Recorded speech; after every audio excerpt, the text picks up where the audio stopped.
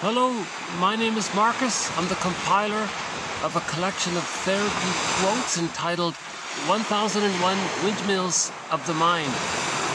There are now over 1,400 quotes in this collection. The core collection goes from TQ1, or therapy quote number 1, up to 1001, plus all of the bonus quotes beyond 1001, and we're now into the 1400s. These 1,400 plus quotes, long ago, used to be called philosophical medicine, because these quotes tried to express links between necessary links to repair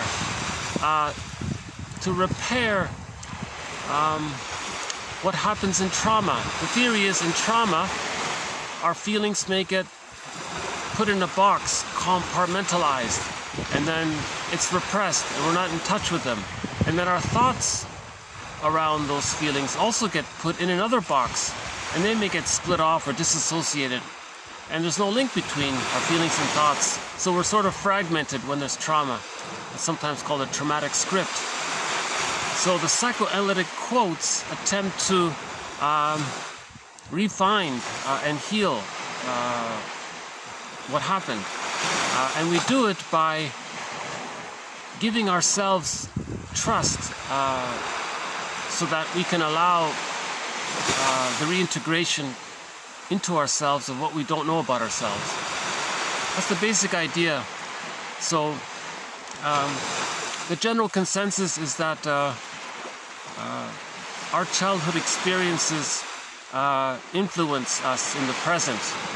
Now, if the childhood was happy and there was a secure attachment style, then we can enjoy the present, and we see the present honestly, with love.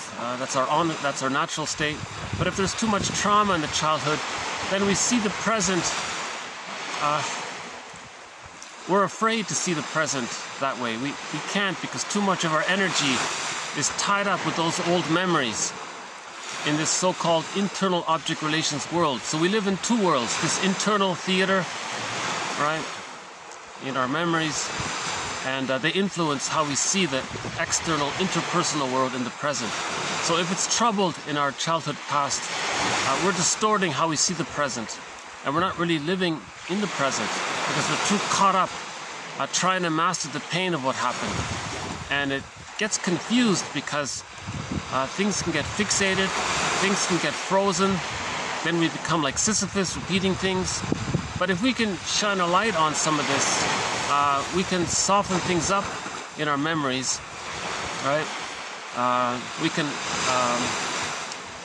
unweld the castings and remold, we can unpick the threads of that traumatic script and update it, so to speak, to the present, rather than just living in the past. So, by the way, the companion animals in this series are the mosquito, the heron, and sometimes the bee comes along. Now, if we're lucky, we might see the seal, and if we're very lucky, we'll see the heron, and if we're really lucky, we'll see the Canada geese. But so far, no luck. So far, no luck with the Canada geese. It's quite a sight to see them fly by and honking along, and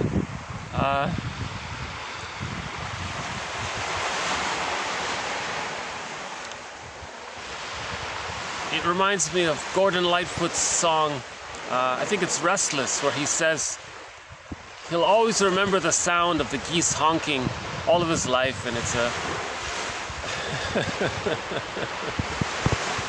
it's a very comforting scene and sight. It's togetherness,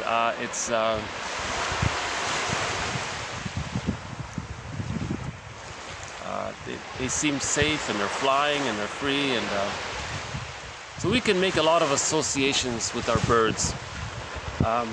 One author says we unconsciously associate in our unconscious fantasy.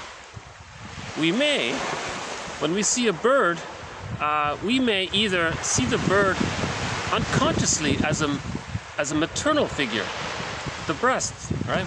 Or if it's flying away, we love the idea of leaving the nest, of leaving the sort of fusion with the mother. If there's too tight a connection with the mother and we see the birds flying away, we want to be free. And it feels like that. So there are a lot of associations. But that's an undeveloped thread in this series. So speaking of threads, these 1,400 quotes discuss over 30 topics or 30 threads. There's the psychology of religion, there's the psychology of emotional eating, there's the psychology of the body bears the burden, and so on. Every major defense mechanism is a thread. That's symbiosis, that's a thread. With each video, you know, we're adding quotes to some of our threads. Right? So all in all, if somebody has the complete collection, in effect, they have 30 books, 30 small books, because they can pluck out all of the quotes on, for example, rationalization. And they'll have maybe 40 to 50 quotes or 60 quotes on rationalization. You know, that's when you want to appear to be reasonable, right? To hide something else. It's a defense mechanism. Again, all defense mechanisms deal with anxiety, to buffer the anxiety, to not feel the anxiety, to repress the anxiety. You see? So repression is another thread. Denial is another thread. When something's denied, we see it outward. That's projection. Projection is another thread. Now, this could snowball. Now you're overly invested in seeing what's denied in you as it being outward. Now you're coaxing others or things to play a role. That's called projective identification. So that's another thread in the series, projective identification. And then you want to hide it with rationalizations. Sometimes you feel something, but it's too painful, but you want to stay in touch with it. So you talk about it in reverse. That's called reversal or reaction formation. So reaction formation or counterphobia, just generally reaction formation, that's another thread in this series. So someone could pluck out the 40 to 50 quotes on rationalization or reaction formation, and they would have booklets on these defense mechanisms, right? The moral defense, a major one. So it's a very, I don't want to say it's an encyclopedia, but it's an in-depth look at various models that help us to heal from either an insecure attachment style or a developmental trauma or some kind of relational trauma or some kind of fixation that took place early on or something got stuck and frozen, right?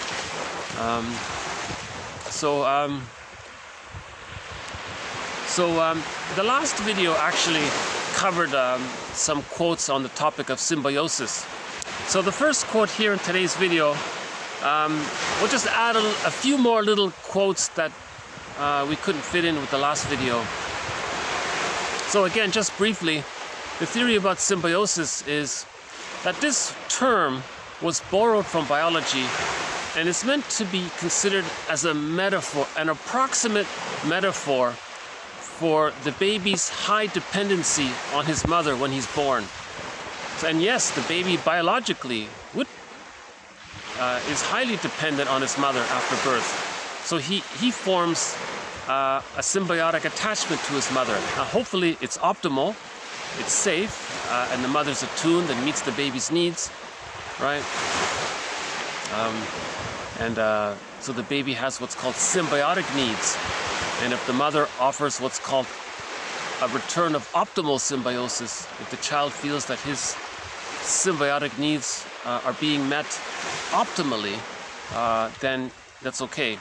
He achieves basic trust to hatch out of that symbiotic egg. So yesterday we talked about the psychological egg. The theory is, Muller says, that the psychological birth of the child doesn't automatically take place with the biological birth. So with the biological birth, the baby inside the uterus is nourished, and because he's nourished, he feels safe to hatch out. He's born in a few seconds. Now what about the psychological birth? So Muller has a model. She says, first the baby is very bonded to his mother, right? Still thinking that he's in the womb. So the mother's offering what's called social symbiosis. In the womb, it's symbiosis, intrauterine symbiosis. After biological birth, it's social symbiosis, or the extended womb, or the extended social womb, or the psychological egg. And in the last video, that's the long one. It's an hour and 50 minutes one. That one there. 1404 to 1424, that one. TQ 1404 to 1424. May I refer you to that one? So, just as the baby was nourished in the biological egg metaphor to be hatched and born, likewise, the child needs this psychological egg, this symbiosis with the mother for the first 4 to 5 months. That's called the stage of symbiosis. If he gets his symbiotic needs met, then he can hatch out of the psychological egg. Now this hatching out process is gradual and it takes 2.5 years, as discussed in that video, 1404 to 1424, right? And there are various subphases in the hatching out process. But primarily he needs that egg. Now if he doesn't get that egg, psychological egg, he doesn't really go through that process. And he can be very angry and difficult because he's hurt. If the baby's not loved during that time, of course he's going to be angry, and we discussed that in that video. So I won't redo the whole thing. I think I'd like to recommend somebody maybe bear with me in that presentation, 1404 to 1424. After finishing that one, then this next quote will ties into that. Okay, so we're going to add a couple of more quotes to our thread on this topic of symbiosis, right? This somatospsychic omnipotent fusion with the mother. So the baby thinks the mother is an extension of him. Just like in the womb, the baby thought, we imagine the baby thinks, it's as if it appears that the baby might think, if you were to have thoughts about it, we imagine he thinks that it's all about him. He doesn't really have a sense of him and this mother. He's too small. It's hard to imagine that he may think that he's conscious of being inside his mother's belly. He's in this state of oceanic oneness, this blissful state, this nirvana, this Garden of Eden, whatever term we want to call it. And it's all about him, and he's floating in this oceanic bliss, right? And,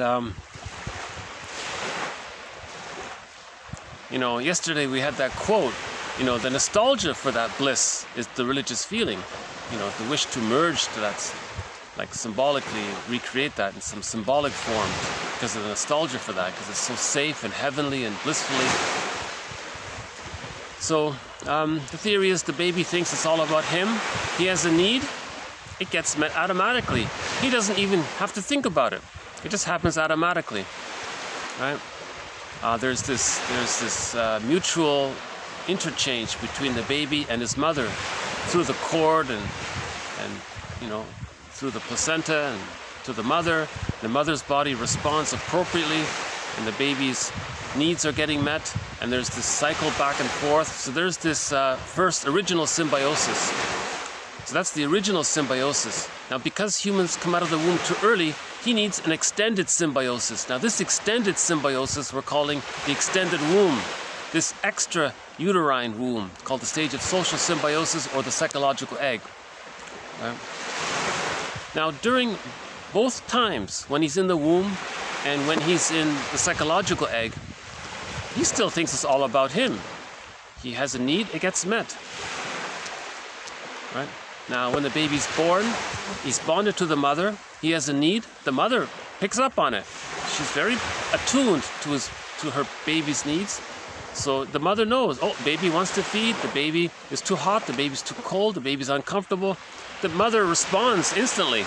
Just like the baby's needs were met instantly in the physical womb, the baby's symbiotic needs are met instantly in the psychological egg, in the social symbiosis womb. You see? So in other words, this extended womb is a continuation of the original biological womb, right? This extrauterine womb is just an extension because humans come out too early. So mothers offer this extra womb, you see?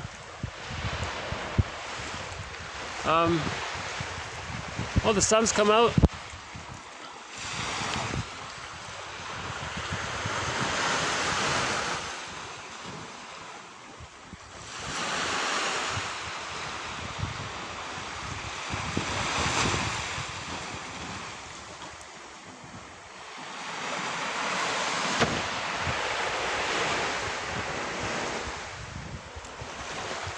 Okay, so now, so because he thinks it's all about him, we imagine it's as if he were to have thoughts, if hypothetically, just we may speculate, like in a sci-fi movie or something, we may imagine him having the thought that he thinks he's like a little god. He has a need and it gets met, right? Now, sometimes this is called omnipotence of thought. This is called primary narcissism. It's all about him. Sound familiar? He thinks everything's about him. And indeed, it's meant to be that way when he's in the womb and afterwards. Right? For the first 15 months, it's meant to be all about him. The child is meant to think that he's a little god up to the age of 15 months. Right? Now, sometimes the baby has to make a gesture. He has to make a sound or move or shake his rattle or something. That's called omnipotence of gesture. Then the mother, oh, okay, hello baby, you need something? Oh, I see, okay. And then the baby meets his needs. So the baby now thinks he makes a gesture, magic gesture, and his needs get met. Right? So you can see a lot of, if people get stuck there, you know, they believe in these superstitions. If I do this gesture, then maybe something great will happen. You know? So just briefly, once again, for the first 4 to 5 months, the child is in this psychological egg. It's all about him. Now, when he begins to hatch out from, let's say, 5 months to 15 months, he's in what's called the practicing subphase. In the practicing subphase, he's practicing with the idea of separating from his mother and becoming his own person, psychologically his own person, right? He's practicing. So now when he's crawling around and when he's walking around, he still thinks in his mind it's all about him, that the world is his oyster. It's all for him. All of his needs, everything he sees around him, it's for him. And you see? And that's called, so the primary narcissism is still there. You see? Now, with enough basic trust and enough love and support and what's called mirroring, the mother sees that it's okay and the child sees that he's accepted, then the child can drop the cloak of primary narcissism. It's no longer needed. It's naturally meant to dissolve. It's unrealistic for him to go through life thinking he's so important, like a little god or a magic sorcerer. That's just temporary, right? So, so from 15 months to 36 months, that's the next subphase of the separation individuation process called the Rapprochement Subphase. At this time, the child is kind of excited. He realizes that he's a person and his mother's a person and there's this whole world there. And he's curious and he wants to learn. So now he's going to explore further. And now the role of the mother has changed. During the first 4 to 5 months, the mother was there for fusion and symbiosis. Okay? From 5 months to 15 months, the mother was there for mirroring, to see and witness and be and accept it, right? She just still have to be attuned. Now, after 15 months, the mother is more of just what's called a secure base.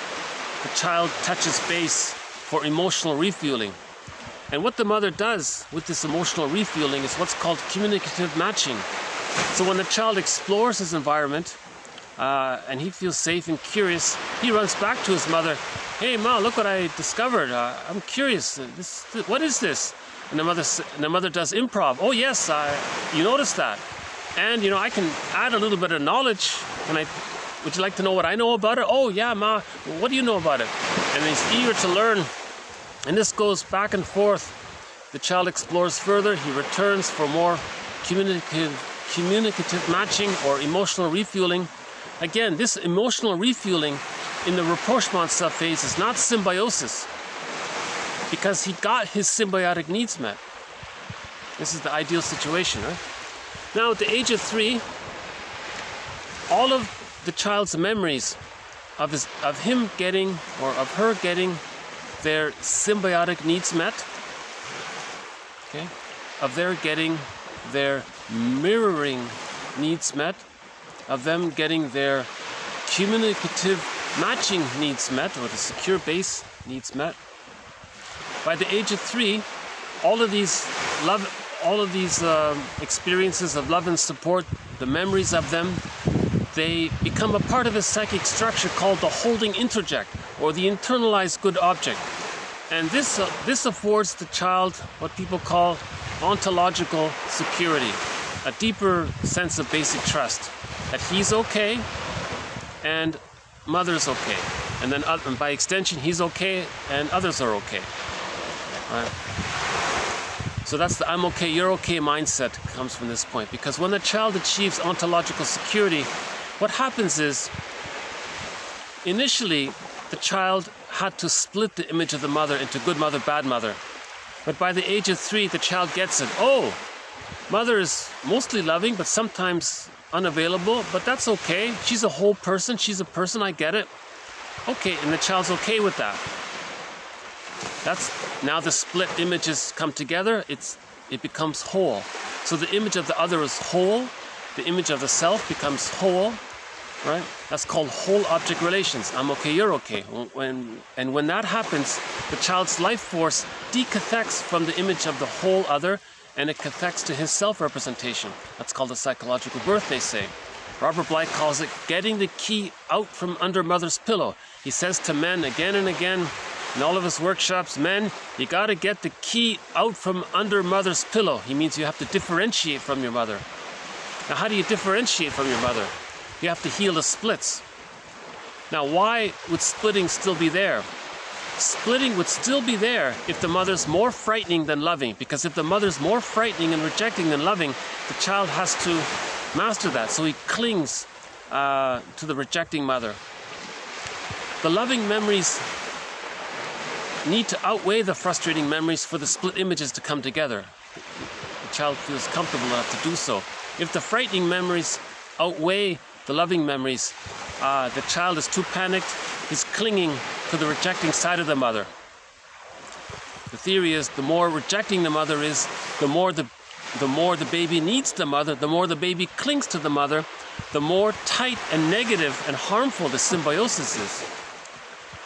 Okay? So that's called a negative symbiosis. If there's a negative symbiosis, this can lead to various patterns. The narcissistic pattern, the hostile provocative style, some of the schizoid ones, the borderline one, the codependent one, and others discussed in that video, 1404 to 1424. And as well, it's been discussed all throughout the series. Right. So, hold on a sec. So we got some commuters over there. I want to see the environment here, take a little break.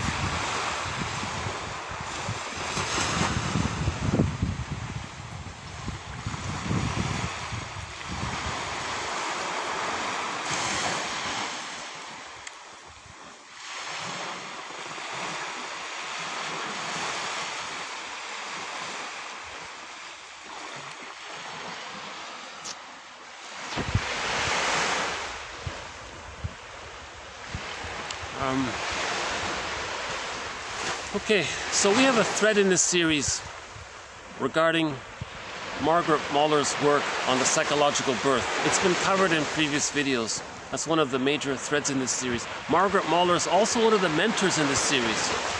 Right?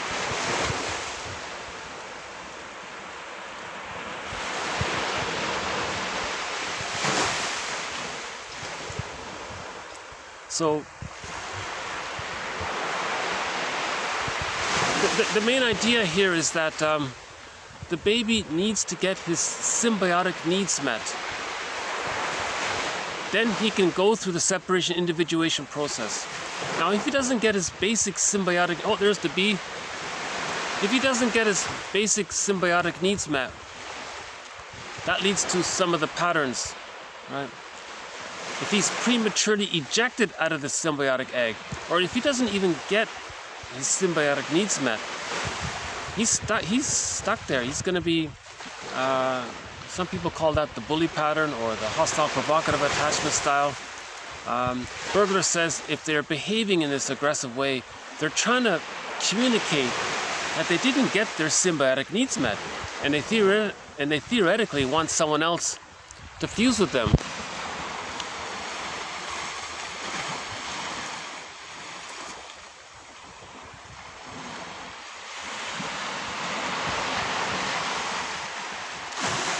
I may have to change my seat in a minute, so we'll see how it goes.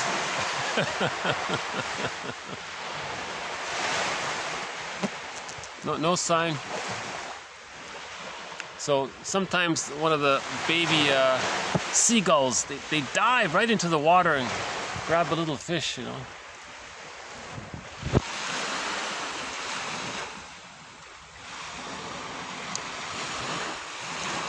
No, that's just a seagull, right? Sometimes it's hard to tell, isn't it? Yeah, that's a seagull. Yeah.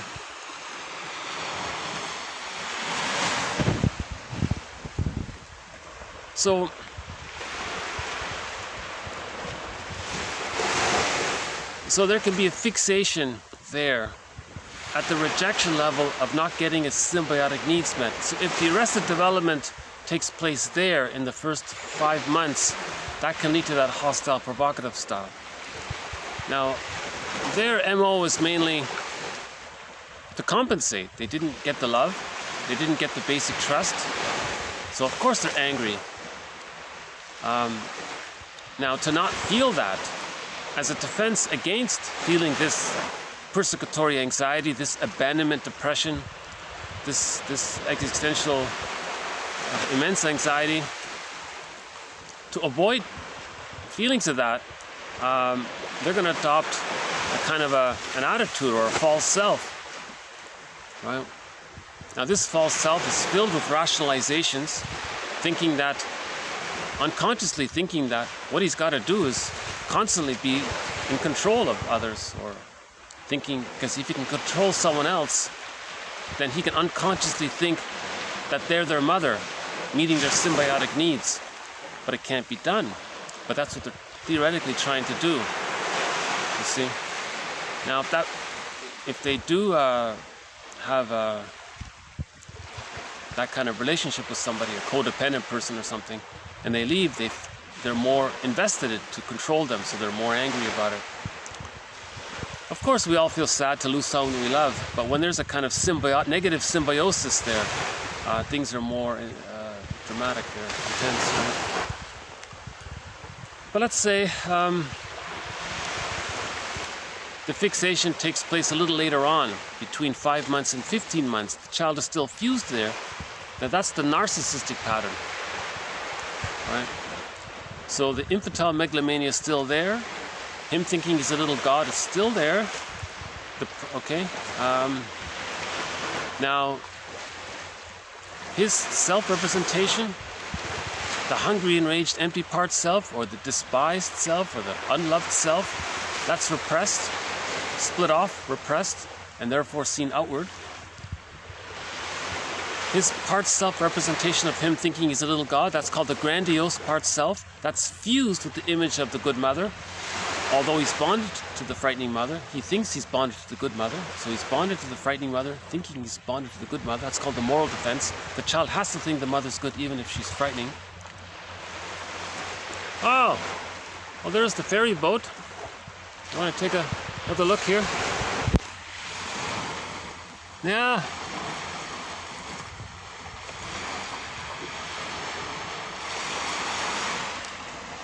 Now those initials, I'm sure, they have nothing to do with football, but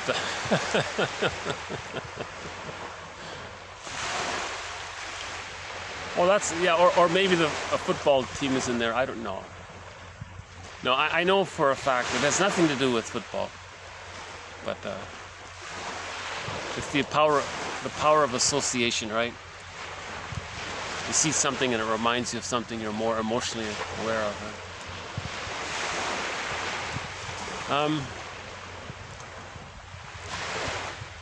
So what happens is, in the very beginning, the child, if he's being unloved, he feels bad, he feels that he's no good. Now if the mother's rejecting, the child doesn't say, oh, the mother's bad. He splits that off, denies it, and he hallucinates and says, no, the mother must be good. So that's the I'm not okay, you're okay mindset stems from there. Now in the narcissistic pattern, the child can't hold on to that. He gives up. That's called identification with the aggressor. So from the child's perspective, the mother not meeting the baby's needs, he thinks he's being unloved, devalued, objectified, used, exploited, despised, and so on, right? So the child's interpretation is that he's not okay and his mother's okay, of course. So that's the moral defense. But he can't continue it if it's way too painful.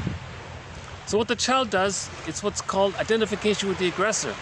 Because the part self-image, the grandiose part self-image is fused with the omnipotent other image. Remember, the mother's a giantess in the nursery. She's this all-powerful, all-knowing, all-grand, right? And now they're fused. They're one there, right? Someone said, one therapist said that a child said that he felt that his emotions of his mother are like a big candle, and his emotions are like a little candle, and they're merged, and they're all his, or something like that. So there's a fusion there. So what the child does is he identifies with the aggressor. Now, because the child thought that the mother was okay and he wasn't okay, and then he denies himself and identifies with her, he then thinks that because he's her, and because she thought that, and because he believes that she's okay and he becomes her, he then adopts the attitude that he's okay.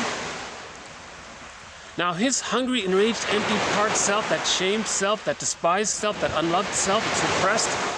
When something's repressed, it's seen outward, it's projected. So that's the birth of the mindset, I'm okay, you're not okay. When he's saying that, I'm okay, you're not okay, that you're not okay, that's a projection of him not repressing and not being aware of his hungry, enraged, empty part self, the despised self, the not okay self. He's not aware of it. You see, when something's repressed, it's seen outward. That's called projection. Okay, just a side note here. Projection is the means of bringing repressed material to consciousness. Again, it's an important one. Projection is the means of bringing repressed material to consciousness.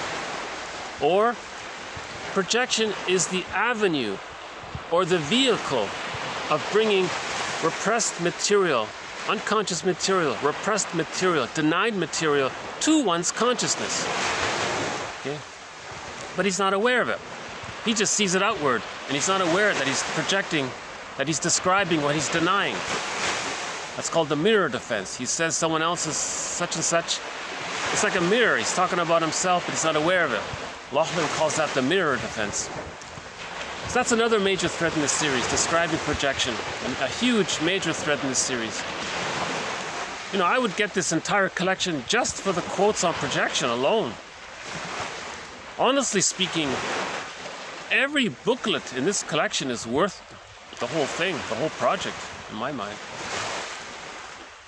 So, in the narcissistic pattern, he identifies with the aggressor because he felt devalued, exploited, and used by his mother, and he identifies with the mother. He then does to others what his mother did to him to communicate what his mother did to him. Now, this is called a negative magic gesture. He's trying to communicate to his mother in his mind what he didn't like. He's showing it's as if he's saying to his mother in his mind, look, mother in the mind, you see all these devaluing things I'm saying, and all this negative put down humor I'm using on other people, and all these horrible things I'm saying about other people. That's what you did to me, mother in the mind. I'm trying to show you through my behavior. So that's a negative magic gesture. It's not going to change. It's just going to be Sisyphus. If he's not aware of it, it's just Sisyphus, and he's stuck there. He's fixated there. And he can spend his whole life devaluing others to try to communicate.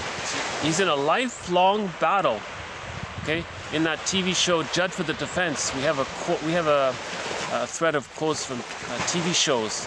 In one legal drama, a very good one called Judge for the Defense. There's an episode there where the guy said he spent his whole life in battle with his mother. So in the narcissistic pattern, he's in this battle with his mother, trying to show her up, right? He's trying to tell the world, so to speak, in his behavior, he's trying to show her up. See, world, see how negative and rude I am? That's what my mother did to me. He's trying to embarrass the mother or show up the mother. Or,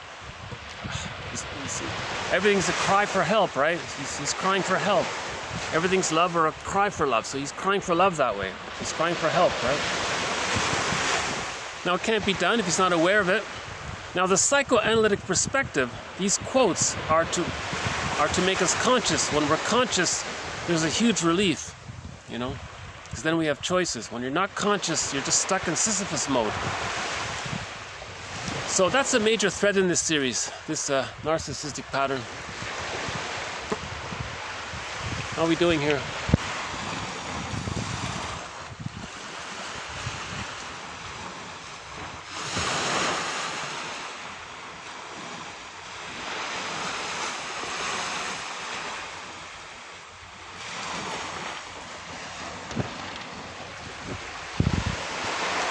So let's say the child does get enough love up to the age of 15 months, it's optimal, and then he achieves what's called differentiation, and then he enters into that rapprochement phase. Now in the rapprochement phase, that's a huge accomplishment. That means he didn't identify with the aggressor. He didn't need to do it.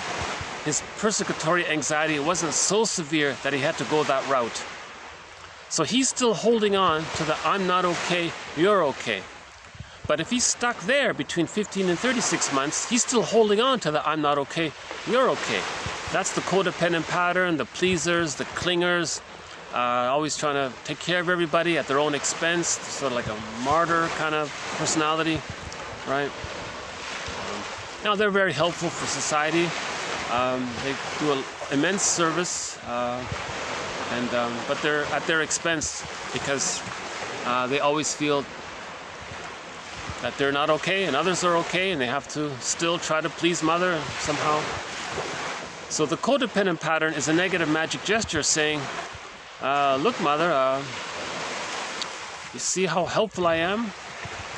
I kind of need your help, you know? But that's called a positive magic gesture. But he's closer to the psychological birth. If he can, now in all three stages, the egg stage, okay, that narcissistic stage, and the codependency stage. So there's like 3 time zones there. You got birth to 5 months. That's the egg stage, the symbiotic. It's called the social symbiosis, or the extended womb. Or the psychological egg stage. Okay, that stage, that's the hostile, provocative one, the bully one, the Iago character. That's the I'm not okay, you're not okay. It's all envy. Okay. In the narcissistic pattern, he still has a little hope. So he's greedy in the sense, because he's still trying to get it. That earlier one, he just wants control and power, right? So of course he's greedy, but it's based on envy and control. It's at least there's a little difference between the narcissistic pattern. Of course, a person with the hostile, provocative attachment style is also possesses the narcissistic pattern, but his case is more. It's a more, I guess they call it archaic or more primitive, they say, more raw or more wounded or more empty or more desperate sort of version of it. So it features more differently, it looks more different. The person with the narcissistic pattern, you know, they're your garden variety, you know, selfish, greedy, maybe they're the playboy or the Don Juan or the Peer Gynt or the Peter Pan. They're sort of selfish all the time. They're greedy and they're possessive and they're stingy, but they're not necessarily too overtly aggressive. Whereas in the bully pattern, they're more overtly rude and aggressive because they're frantic. They're trying to get a symbiosis with somebody, even if it's negative. I guess for them, a negative symbiosis is better than no symbiosis. A negative symbiosis with somebody, it's a nightmare for the lackey or whoever it is, but it's at least it gives them some connection, and that connection is a defense mechanism against the feelings of persecutory anxiety, the abandonment depression. So their mental pain, their psychic pain is more severe. That's why they're more aggressive. The narcissistic pattern between 5 months and 15 months, they're fused with the mother. They've identified with the aggressor. So they're very intense. They have a kind of aggressive, they have a secure, aggressive pseudo-confidence. It's not confidence, it's an arrogance. They have a severe, tight arrogance. Some people call it the hostile mind, right? And it's very tight there. So, by the way, if it's fragmented, if it's not that tight, Grotstein says that that's the borderline pattern. Okay, that's that middle period. The third stage is the Rapprochement Phase. That's the codependent pattern. They use sweet lemons. Everyone is so great and they're not so good, right? So there's a fixation during those 3 stages. Now that earliest one, because that's the most antisocial, we have a thread in this series on this issue of symbiosis. So in that video, 04 to 24, we covered that topic a little bit in depth. So we'll add a few more quotes to that early stage, from birth, from biological birth to the first 4 to 5 months, called the stage of symbiosis. It needs to be optimal. If it's not optimal, it can be negative, or it can be, some people call it destructive, or double bind, or some people call it malignant, some people call it a missing or a failed, or some people call it a failed symbiosis or a failed dependency. So let's add a few more quotes to this topic, this very difficult topic. I have to admit, this is the most difficult area. This is the most difficult topic. I'm just now reminded of Star Trek. In Deep Space Nine, the woman there, I forgot her name. She did this, what's it called again? This intergenerational trauma exercise. She was trying to heal from her. She was doing what's called the genogram. They did an episode about the genogram where she was interviewing members of her family. And the most difficult one was she had to interview and relate to that the person with the bully pattern. So this is the most difficult one. So, but luckily these quotes are building our understanding in this area. So that's the good news. All right. So the first one here. So symbiosis. Now various names and intellectual traditions have been employed to try to capture this state. Now, what do we call this symbiosis? Some people call it an oceanic feeling, an oceanic bliss, an oceanic oneness. Right? Some people simply call it primary narcissism. Some people call it like a womb feeling, this blissful state of being in the womb. Some people call it nirvana.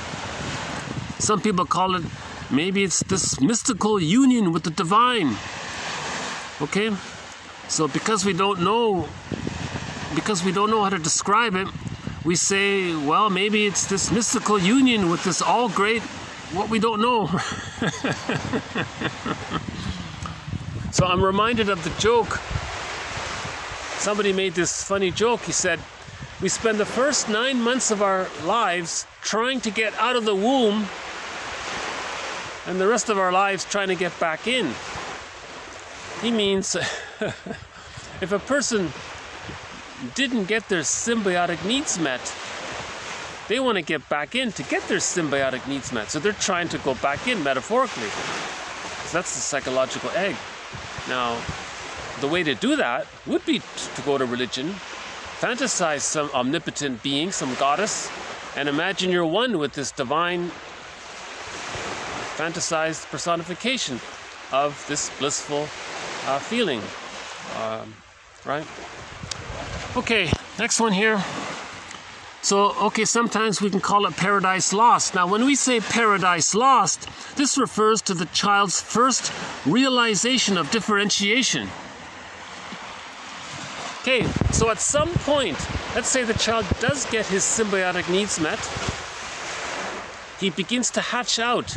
Now, between 5 months and 15 months, the child gets this realization, oh wow, that blissful feeling that I had before, that's lost.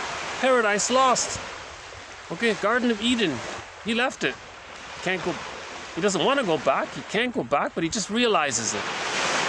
Now, if it was traumatic, he wants to go back to get it right. You see? But ideally, if it's optimal, he can't go back and he wouldn't want to go back. Right? Okay, now the blissful mother-infant symbiosis, okay, does not exist beyond the 5th month. It shouldn't, right? If there's an optimal symbiosis.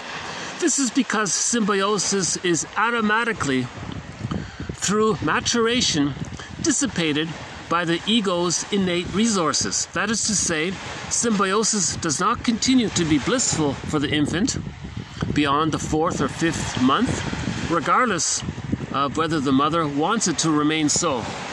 So he's emphasizing its natural development, it's nature's way, it's natural development for the child to mature out of that symbiotic egg. Just like it was natural development for the child to be biologically born. Think about that for a moment. If the child's in the womb and he wants to be born, but the mother says, no, stay inside longer, but the baby's trying to crawl out, that would be very painful for him. So he has to come out, right? So similarly, in a psychological sense, he wants to come out at the age of 4 to 5 months. He wants to hatch out of the symbiotic egg, the psychological egg. That's meant to happen, assuming it's optimal. Now, if the mother says, no, stay in it, I kind of like this relationship, that's painful for the child. Just like it would be painful for the child in the biological womb. He'd be very stressed out. In the psychological egg, if he's forced to stay in it, there's a lot of psychic pain, emotional pain around that. And that would now become a negative symbiosis. Okay?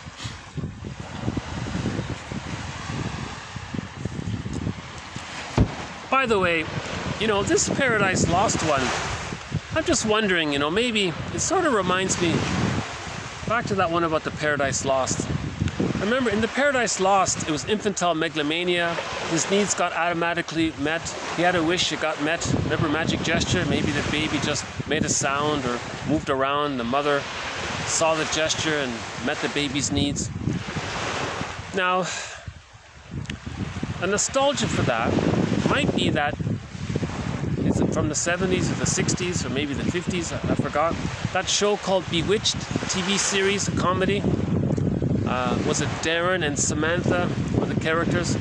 Now the wife had this magical powers. She would twinkle her nose, make a magic gesture, and her needs got met. So that's sort of, I think, a metaphor for this. I think they're referring to this. And the husband, Darren, was saying, no, you got to be human. You can't be a god, or you have to grow out of that. You see? So that is a reference. I think that show maybe it got the idea from that. I'm not sure. Okay. I'll follow up on that one.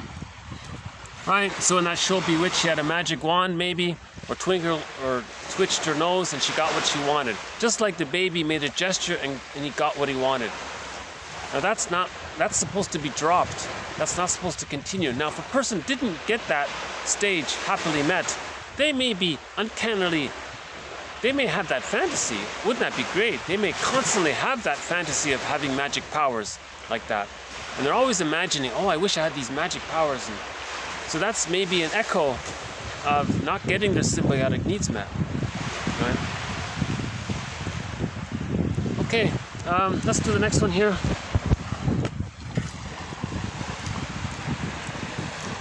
Okay, during the stage of symbiosis, the mother must act so totally in terms of her infant's developmental needs that she never shows up as a separate object.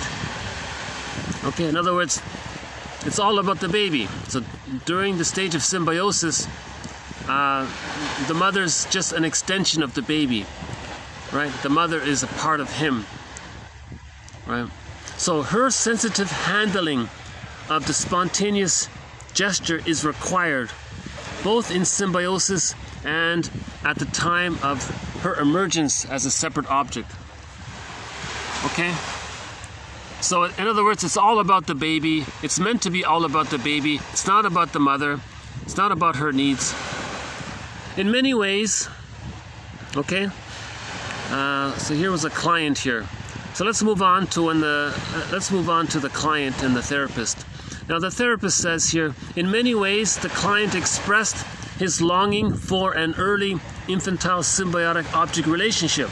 For example, in his fantasy, quote, I hope I meet a girl of rich parents at this resort, and we would do everything together every hour of the day, every minute of the day.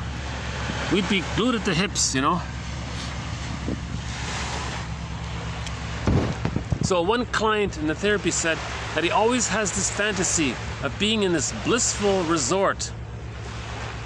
And he's with this, and there's no worries about anything. And he's just bonded, glued to the hip with the beautiful girl, and they're playing all the time. So he wants to recreate the Garden of Eden stage. Right? Okay, another vicissitude of the stage of symbiosis. This one client said, she only accepted the symbiosis. So she only wanted symbiosis, this one client, right?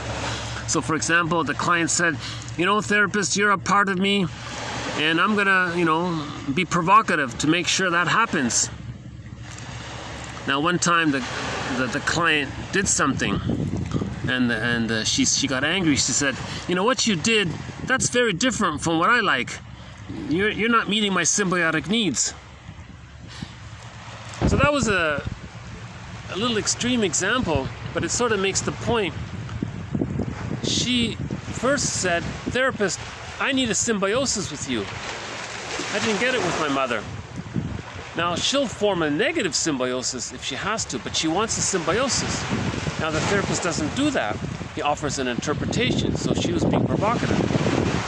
Right? Now maybe at one point she thought she did have a symbiosis with the therapist. The therapist did something unique that was unique to him.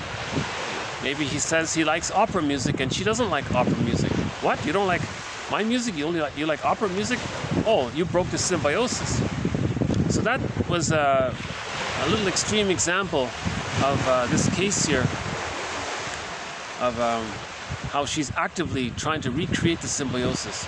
It can't be done. No therapist, no human being, no person can be that attuned and meet a person's needs. It's a secondary delusion. It can't happen. You see, that stage of symbiosis is a one-time deal. Once it's gone, that's it. You can't travel back in a time machine and change history. The baby, you can't go back in the nursery and change what happened in the past. It can't be done. It's a one-time thing. So the psychoanalytic perspective is to say, okay, let's bring this into awareness, make the unconscious conscious, and we'll mourn the losses, give ourselves basic trust, reparent ourselves, heal the splits, forgive the parents, get the key out from under mother's pillow, achieve whole object relations, and then find access to the real self and move on that way. Man's main task is to give psychological birth to himself if he didn't get it naturally by the age of 3. So if the person's still trying to get their symbiotic needs met, that's meant to be interpreted, you see? So the client, the therapist, I think, might say, you know, how you're behaving, you're trying to show me what your needs were and what happened when you were a child. You're reliving it, you're replaying it. Okay, it's called the repetition compulsion. She's in this compulsion to master that childhood trauma, so she's trying to redo it. So that's called transference, bringing the past into the present and trying to relive it. So the therapist offers a transference interpretation. Okay, the next one here. Now for some acting out clients, it is the dreaded slipping back into a never fully resolved symbiosis with the mother, where there is no possibility of a separate existence. Okay, so this quote just sort of makes the link between acting out as a defense against not feeling the unresolved symbiosis, because if the person didn't get their symbiotic needs met, they feel like they're engulfed or they're trapped with the mother, and they don't have their separate identity. Okay, next one here. One client said, you know, therapist, I have a symbiotic need, and you know what? I haven't really admitted it, but I feel it. So he was self-aware, this client. He said, my symbiotic need for you to correct what my parents inflicted on me, I have yet to lift that hatch, right? Meaning to try to get those needs met from you. So he was very conscious, that one. Okay, we'll do one more here. Okay, psychologically, the gastrointestinal tract is one of the main body areas through which the vicissitudes of the symbiotic needs, right? What does that mean? Are also processed in the interest of the psychic economy. Okay, so we have a thread in this series called The Body Bears the Burden. Now, I'm not a doctor or anything, but if there's a quote that sort of talks about the link between the body, how the body bears the burden of some psychological distress, right? So if the body has a symptom, that symptom is helping the person to deal with the anxiety. And that symptom reflects that it's unresolved, right? But it's a sort of compromise, so the body's bearing the burden for the person. Now he was saying here, the question was, where does the body bear the burden specifically if a person doesn't have his symbiotic needs met? So he had a client with a peptic ulcer, I think he said, and through years of analysis, he sort of hypothesized maybe the gastrointestinal area sort of bears the burden of unmet symbiotic needs. Just a question mark. No one can really prove that link. But it's called the mysterious link between mind and body. Psychosomatic medicine. There's a whole branch just on that topic.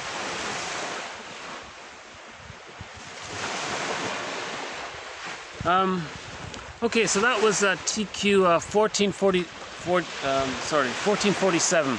So all of that just said was 1447. These were sort of just little add-ons to the last video. So now we'll shift topics here. But before we shift topics, maybe I can just take a little stretch here for a second.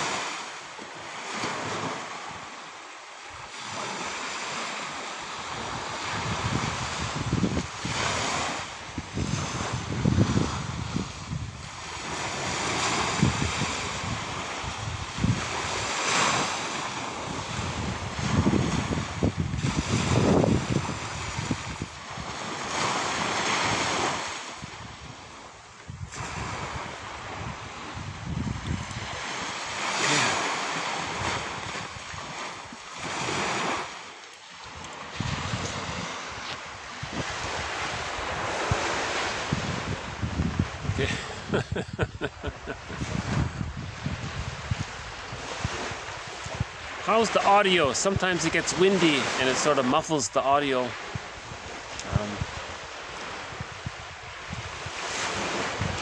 Okay, we have another thread in this series. It's undeveloped, but we have a thread in this series on what's called the lotus birth. The theory about this is that ideally,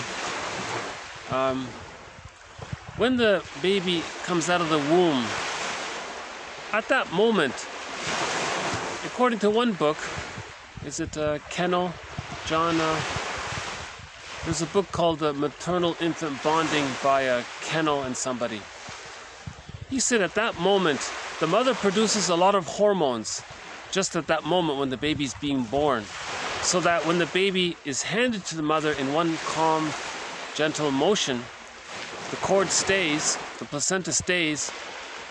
That helps the mother to get in and the baby to bond to the mother, and the mother to bond to the baby to preserve that symbiosis. You want to preserve the symbiosis, the intrauterine symbiosis. Now you want to continue in a smooth motion with no interruption, no shock, no trauma there.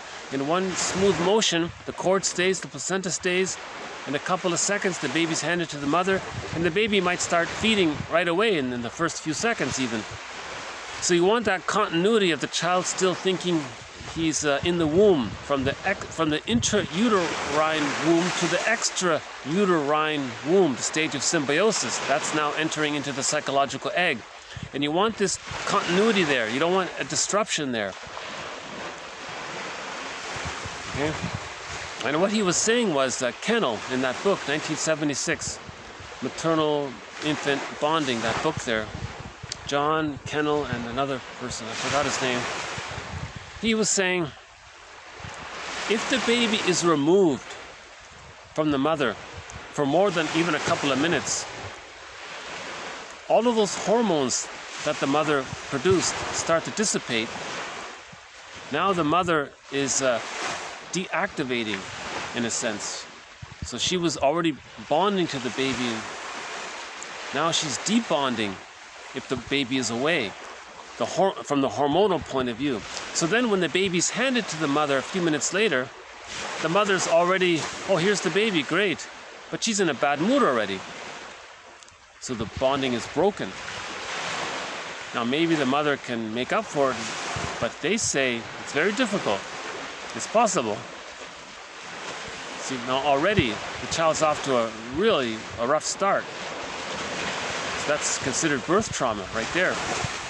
Now the mother can heal the birth trauma within the first 3 years if it's possible. She can do it. Now if she does do it, a huge credit to her. A huge credit to the mother who can heal a baby's birth trauma if the baby got birth trauma, and the mother could heal the baby's birth trauma by offering optimal symbiosis, mirroring, and communicative matching. Right?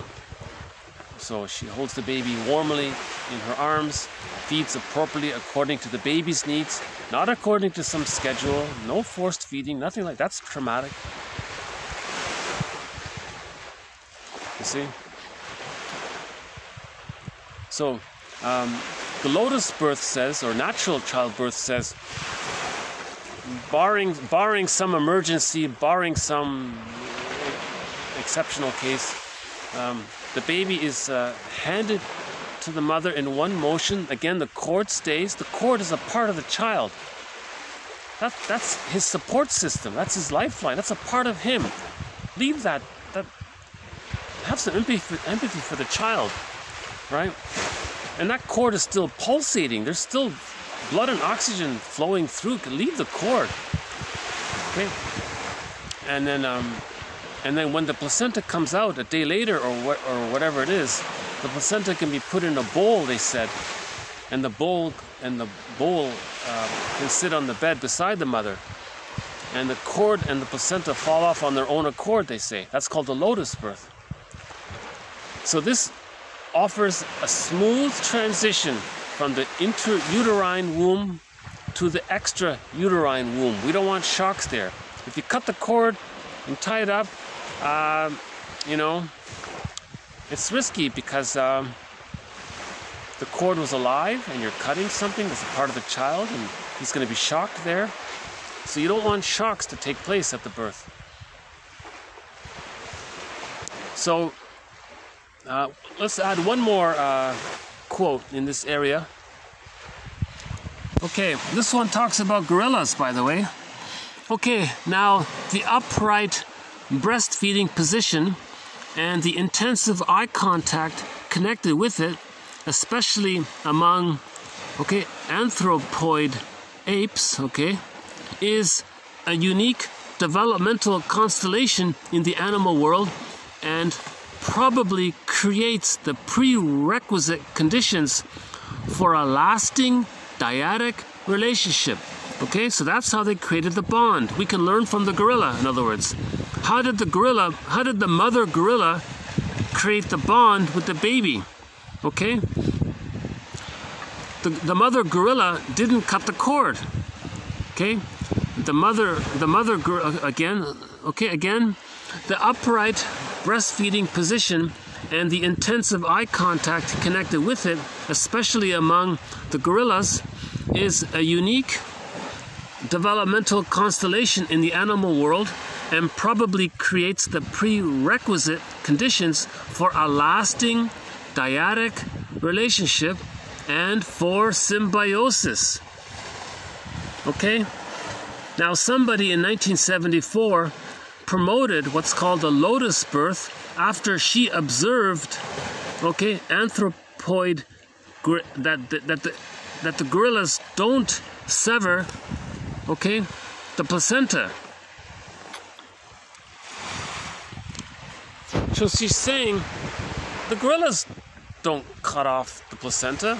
The gorillas don't rip off the cord. Why are we doing it? Let's learn from the gorilla.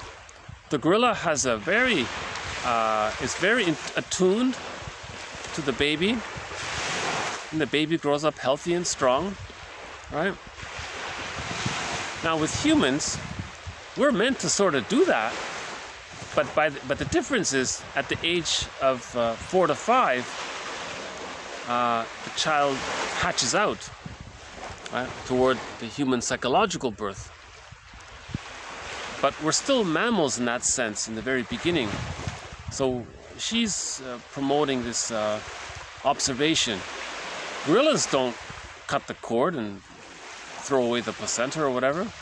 Why are we humans doing that? You know, somebody said maybe it's part of the desire to pillage. When with the birth of farming and agriculture,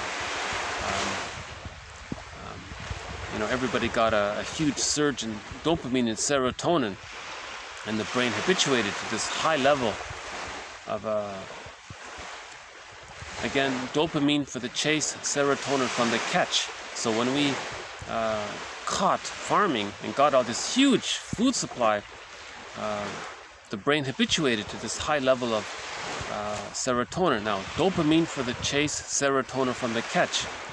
Serotonin is the I'm safe chemical, so you feel good. When you feel safe, you feel good, you get serotonin. So humans got a lot of serotonin with the birth of agriculture. Now what if there's a weather problem and the crops fail or something? So we panicked.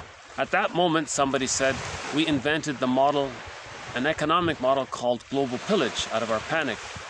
So the farms got bigger and then created cities and countries and things had to expand, and it kept on going like this, snowballed, I guess.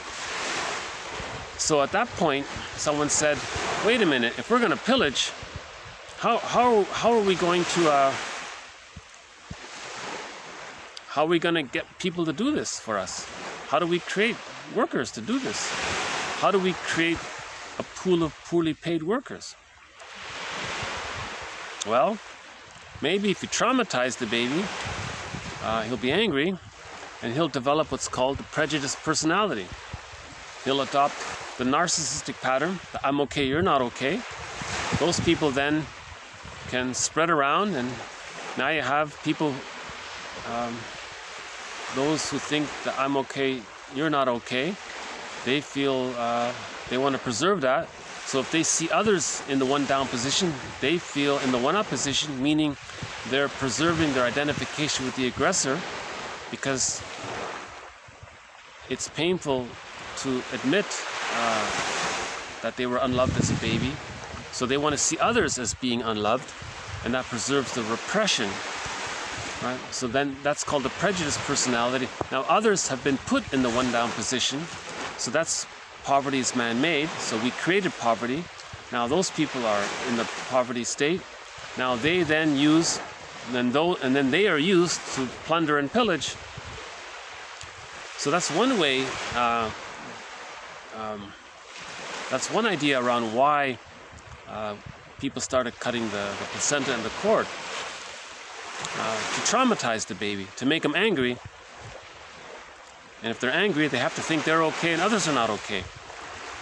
And then the victims are then forced to plunder the resources.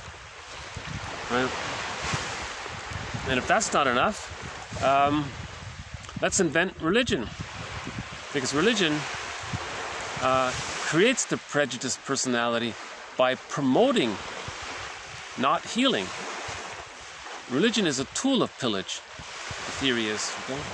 That's another thread, by the way, a sub-thread. Not a main thread, it's sort of a sub-thread. The theory is, for 150,000 years, all babies got a secure attachment style. That's the I'm okay, you're okay. So humans were all adults. All biological adults were psychological adults. Calm, caring, loving, mutual, generative, giving, serving. That's what adults do, right? They're builders and things like that, right? And they're calm about it. There's no exaggerated fears. There's no extreme fearful emotions, right? So for 150,000 years, in other words, there was no paranoia feelings, and there was no schizoidal feelings, there was no schadenfreude, there was no bitter humor, there was none of this kind of stuff. So one author said, what happened? Well, with the birth of farming and with the desire to pillage, maybe they decided to cut the cord and the placenta, and that would traumatize the baby. But some mothers maybe can heal that. So then what do? We don't want the mothers to heal that, because some mothers may be able to heal it. Well, let's invent religion. So they invented religion. They took the spiritual practices, which were pretty benign, song, dance, and ritual, right? So whatever anxiety people had for 150,000 years, they could, weather problems and praying for the crops and for good relationships. It was pretty.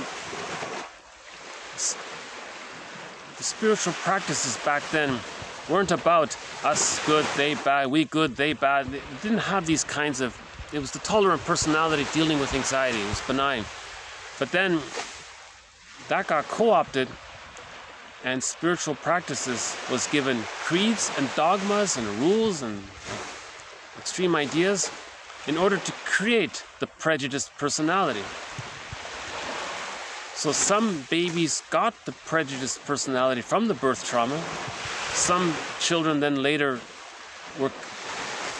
got it through the school conditioning. Schools can do it. Or they got it through the religion. So schools and religion sort of promoted the prejudiced personality. If you don't believe that, listen to Jane Elliott. So Jane Elliott talks about how schools promote the prejudiced personality. She says, if you graduate high school and you're not prejudiced, it's a miracle. You should have gotten an F. You know. In order to pass, you have to demonstrate and really believe this prejudice thing. That's a whole other sub-thread. So there are three factors involved of how we shifted from the tolerant personality that was the norm for 150,000 years to the prejudiced personality that a lot of people got with the birth of agriculture in order to plunder.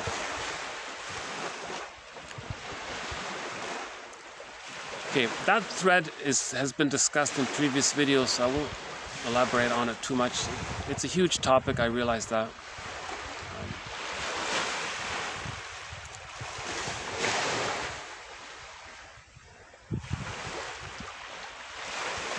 We have a whole thread on the psychology of religion discussing this.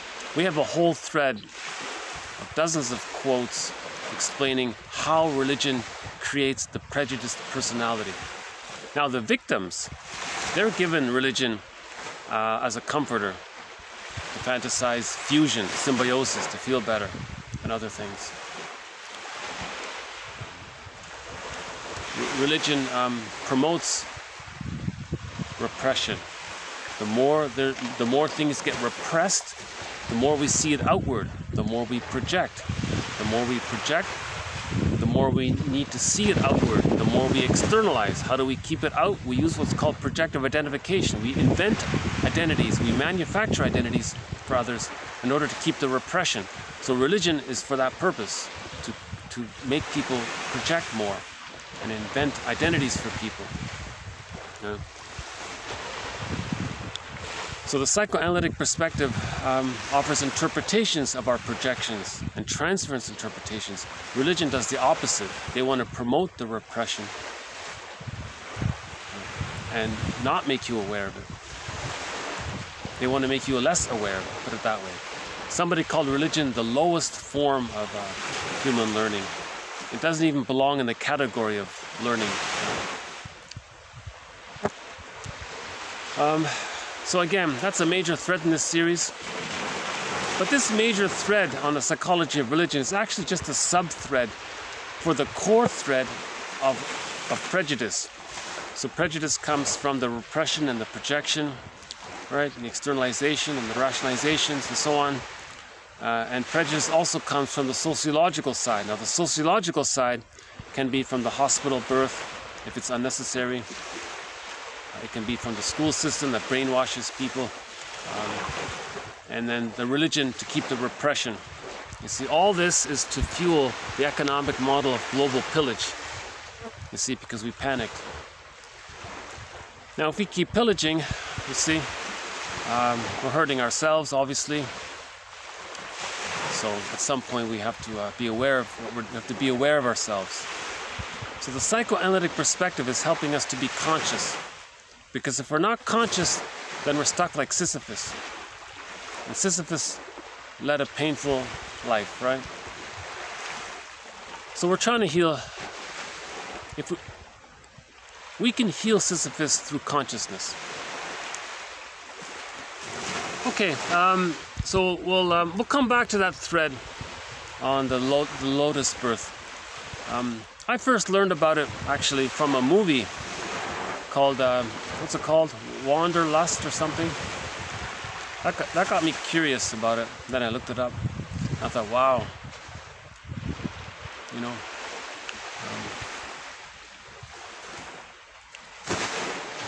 Again, if there's emergency, then of course survival, we have to save the baby first. But we're talking about in general, if everything's going okay. Okay, let's maybe move on to the next one here. Okay, Another thread in this series, so we'll move on to one of our other threads in this series. This one is called, we have a thread on Masterson's axiom. Okay, Masterson is one of our mentors in this series. So Margaret Muller's one, James Masterson is another. Now Masterson has an axiom which goes as follows. Self-activation leads to abandonment depression, or triggers abandonment depression, or triggers massive anxiety, or triggers persecutory anxiety, triggers the anxiety of not getting our early needs met. And when there's that kind of anxiety, then we use a defense mechanism to squelch the anxiety, to repress the anxiety. So his axiom is self-activation, real self-activation, or activation of the real self triggers abandonment depression, which triggers defense. Again, self-activation meaning activation of the real self, or real self-activation. So the real self is the part of you that's unique for you, right? Honest for you. So when you try to do something that's an expression of yourself,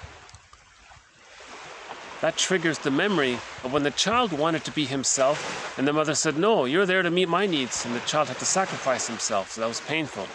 So as an adult, if he tries to now do something for himself, that's going to trigger memories of the abandonment depression, and then that triggers the defense.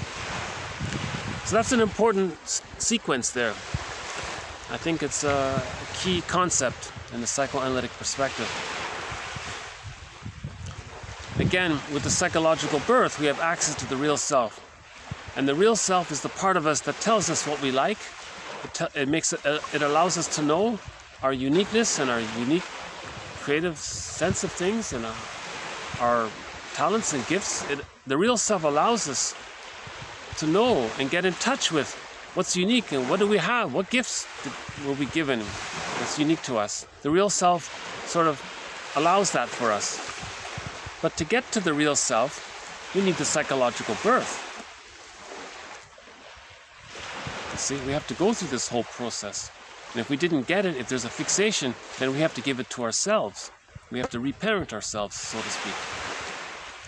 So let's say a person as an adult wants to sort of do something really that for themselves. They got a glimpse of what they might like. Well, that's going to trigger all that old emotions. You see? So this quote is a follow-up to Masterson's axiom. Okay. Efforts involving activation of the real self evoke an abandonment depression, which is followed by defense. Defense against the experience of this dysphoric state. That is, he or she must learn about the operation and meaning of this sequence, of this learned three-step sequence, right, in his life. The fact that containment of defense and activation of the real self result in this anxiety and pain and psychic pain, with a consequent tendency to revert to defense, once again, to manage these emotions. Okay, so he was discussing Masterson here. This quote here from Roberts.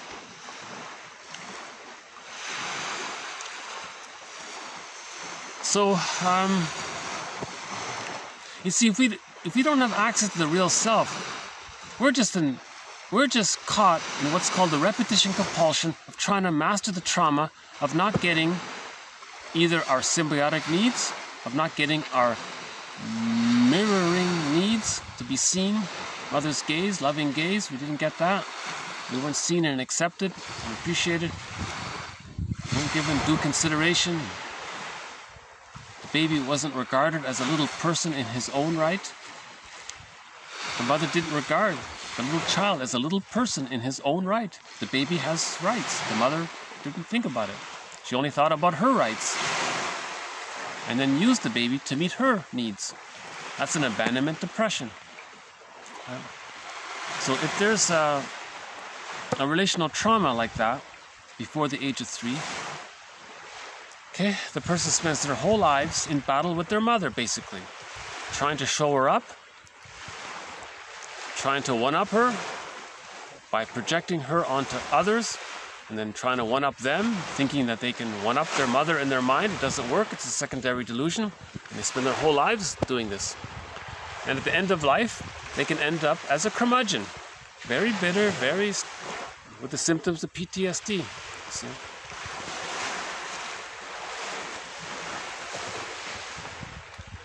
Okay, so the wind is calm. Yeah, so the wind is there's less wind now. So hopefully the audio is better.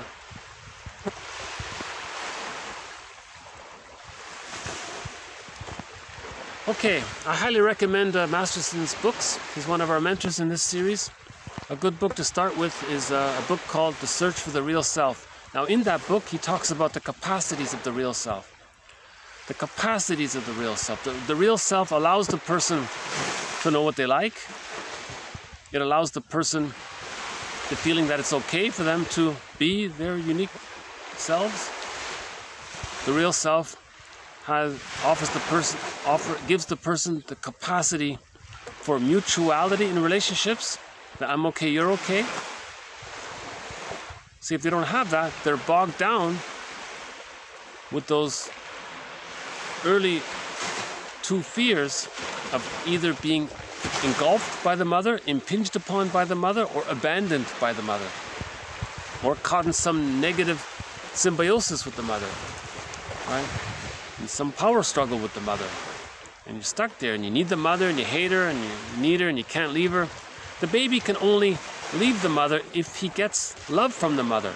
Love from the mother is needed in order to leave the mother. If the child didn't get that, he's stuck in this love-hate symbiosis, and the hate is more than the love. And he's still waiting for the love to outweigh the hate. You see? So in relationships, this shows itself as exaggerated fears of being either engulfed by the other or abandoned by the other.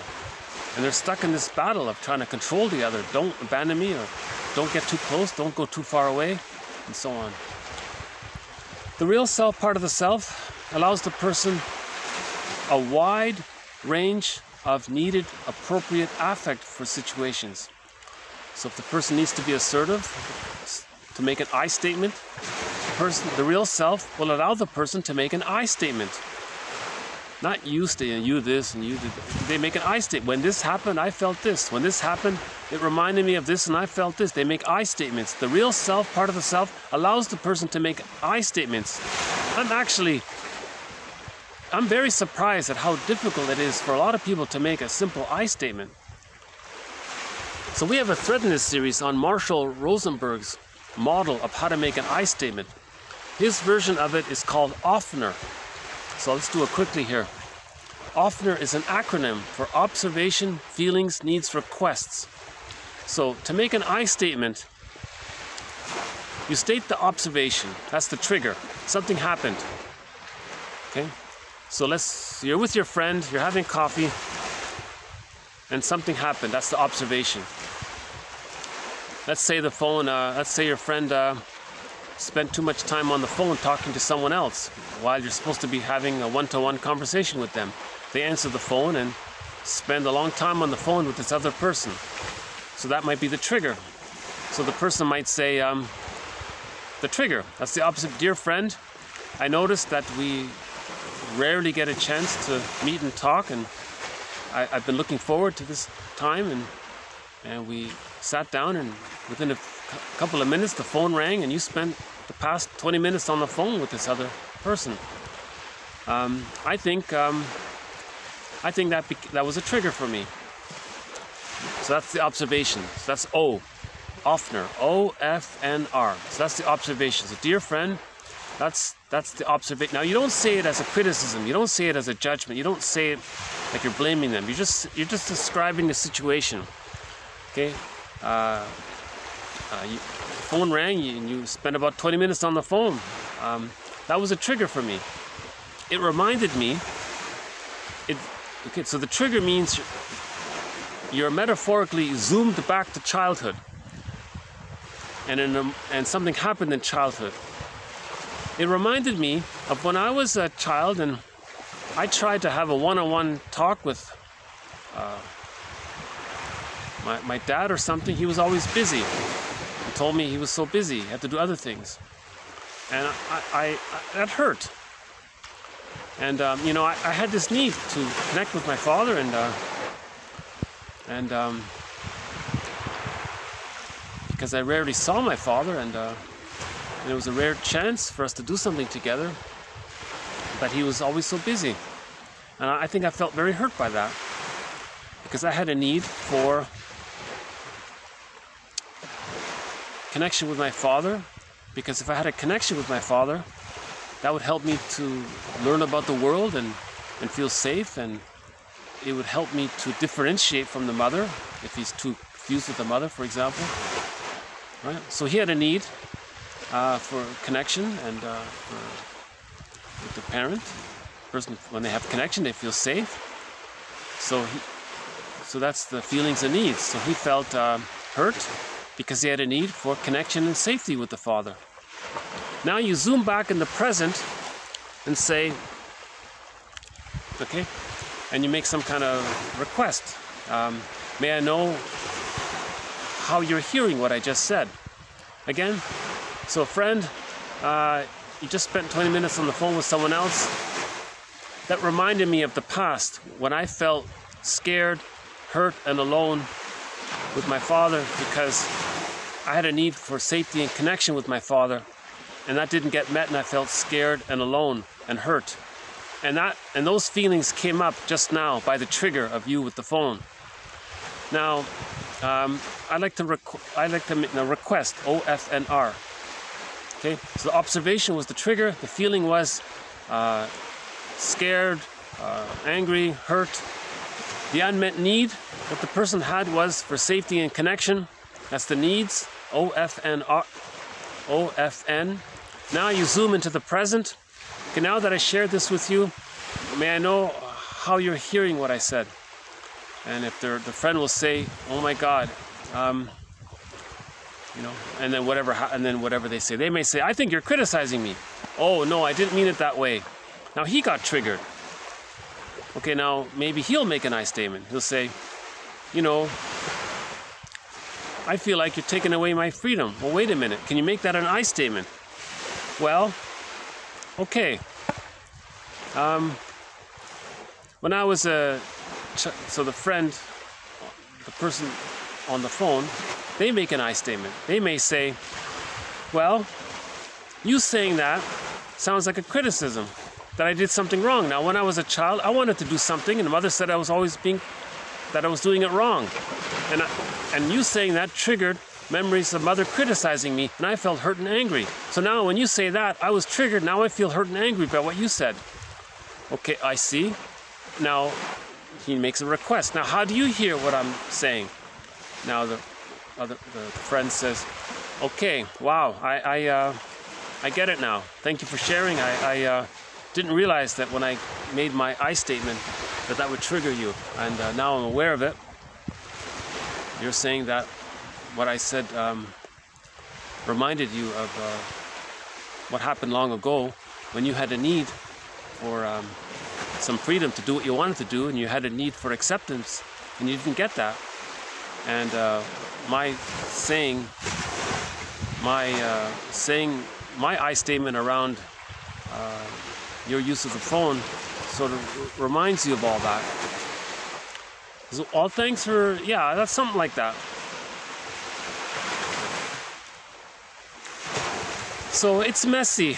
I don't think my example here was the best, but if you look up the book Language of Life by Marshall Rosenberg, okay, so his model is called NVC, The Language of Life. It's a very good book. There's a picture of a sunflower on the book. The cover is blue and yellow, I think. But an I statement is very simple. This happened and I felt this. Such and such happened and I felt this. That's an I statement. You don't say, hey, you did this and you made me feel this and you're doing this and you're making me... No, you just say, this happened and I felt this. That's an I statement. So the real self, part of the self, will allow the person to make an I statement. I'm sorry if my example was too confusing. I'll update this in a future video.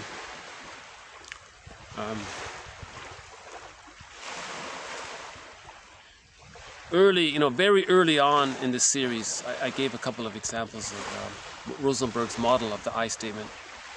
Ofner, OFNR. Observation is the trigger in the present. Feelings and needs zoom you back to the past in the childhood. What did you feel as a child? Because a need didn't get met. So the feelings and the needs are linked. When a need gets met, you feel good.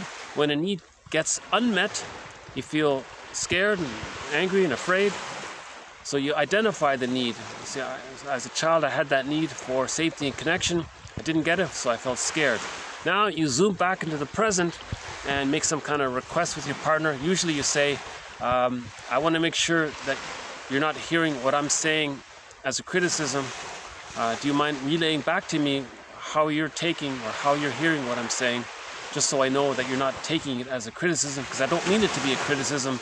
I'm actually trying my best to make an I statement, right? To make it about myself, and I want to share that. We're friends, you know. So that's early on in the collection. The real self, part of the self, allows the person a wide range of affect. So if a person, let's say later on, needs to mourn a loss, the real self, part of the self, will allow the person the ability to mourn a loss, right? Because if a person never mourns losses, that can lead to complicated grief, aggravated grief, prolonged sorrow, chronic sorrow. That can lead to burnout. Loss of soul is burnout. That can lead to a nervous breakdown. That can lead to stress on stress, the symptoms of PTSD. And as one person said, it can lead to becoming a curmudgeon late in life, not an elder. So if you know someone who's, in their 70s and all that, and they're really very irritable and very angry all the time, they're a curmudgeon, that means they were in battle with their mother their whole lives. And they don't know it. Right? They didn't become an elder. Michael Meade says we need more of our olders to become elders. Now it can be done. A person in their 70s can achieve the psychological birth. Yeah. You have to forgive the parents. You have to realize that the parents were caught in their existential dilemma. So we have to understand that the parents may have had prenatal distress syndrome, another thread. The parents may have had birth trauma, a thread. The parents may have had intergenerational trauma, another thread. The parents may have had any kind of situational trauma, right, after birth. There could have been a school shock. There could have been a trauma while getting one's tonsils removed. There could have been a shock at the dentist's office. There could have been some kind of forced relocation shock.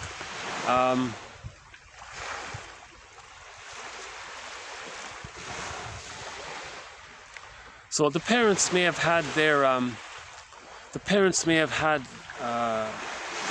traumas, meaning they're stuck in their existential net, their existential dilemma.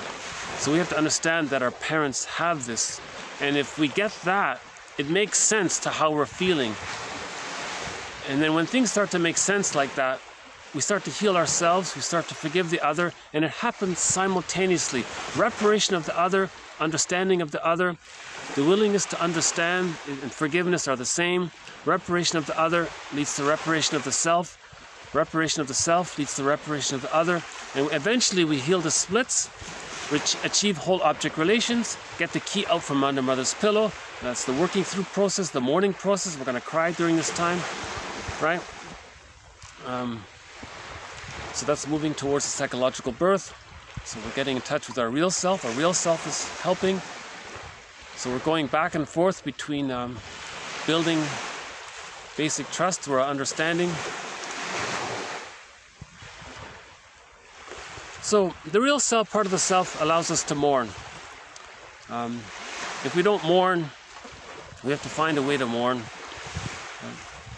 The real self, part of the self, allows the person aliveness of affect.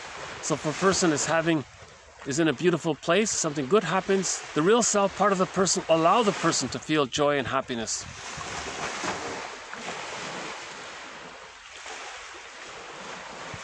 Right? In other words, one definition of joy is aliveness of the now, the fullness of being or something. the serene, inexhaustible fullness of being. And maybe you see, this joy from the real self is different from pain relief and Schadenfreude from the arrested development. In the arrested development, people may say they're happy, but what they're doing is they put someone else down, they felt one up, then they got serotonin, they felt better that way. That's not really happy, that's sort of a pathological happiness. Schadenfreude, or emotional sadism, they call it moral sadism, don't like those terms. That's a pathological joy, it's not real joy. Real joy, the real self allows the real happiness and the real joy. Yeah. And there are other capacities of the real self described in Masterson's book. Okay, so let's move on to the next one here. Okay, the projection. Okay, we're going to add a couple of more quotes to our thread on projection. Yeah, okay.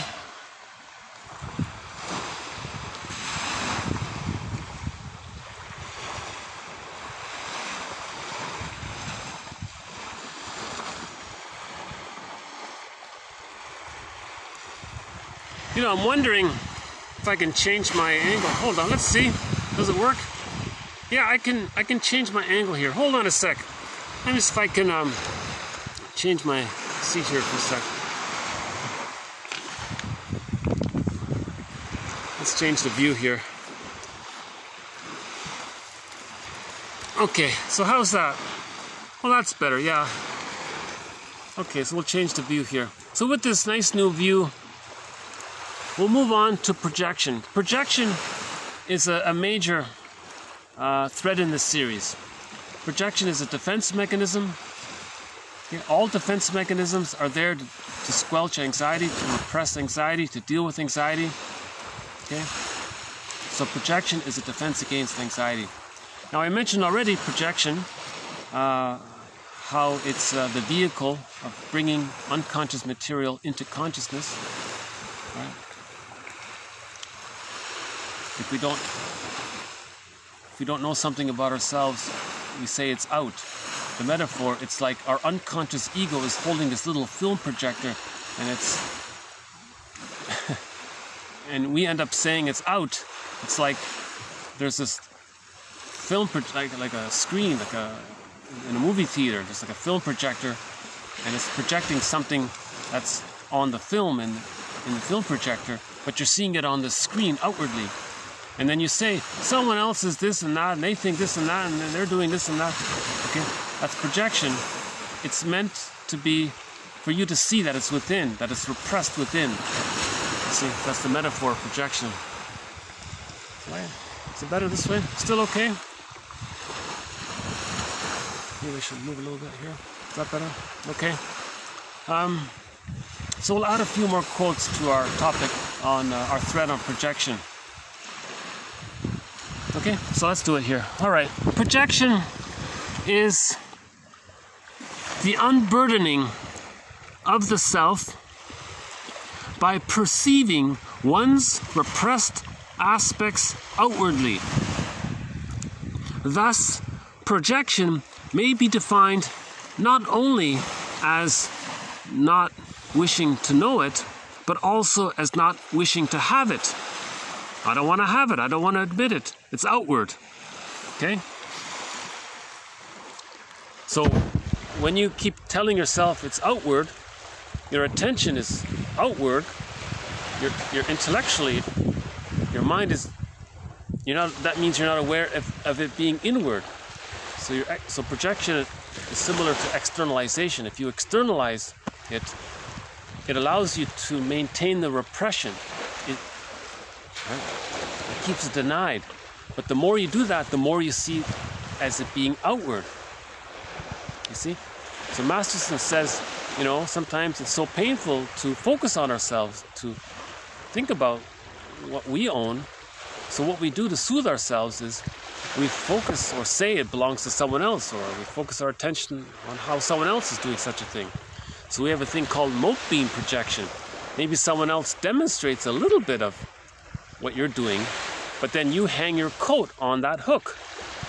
That little bit out there is like a little hook, and then you own it mostly, and you hang your coat on there and say, look, that person owns that coat, but that's your coat. Often projection is just direct. Sometimes there's a little bit of truth to what you're saying, but it's minuscule. It's mote beam, right?